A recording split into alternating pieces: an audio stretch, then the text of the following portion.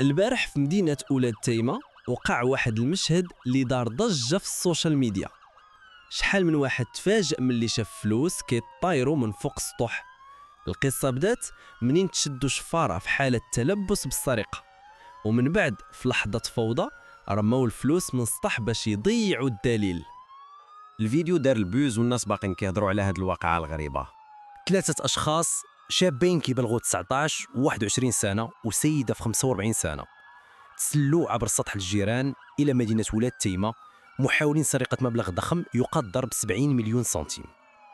صاحب المنزل فاجأهم قبل ما يتمكن من مغادرة البيت بحثا على من يساعده، فحاولوا الاعتداء عليه لإفلاتهم.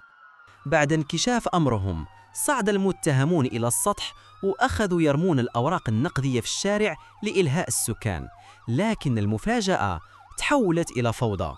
المارة تهافتوا على جمع المال وسط صراخ واندهاش، ورغم هذه الحيلة تمكنت عناصر الأمن من توقيفهم ووضعهم تحت الحراسة النظرية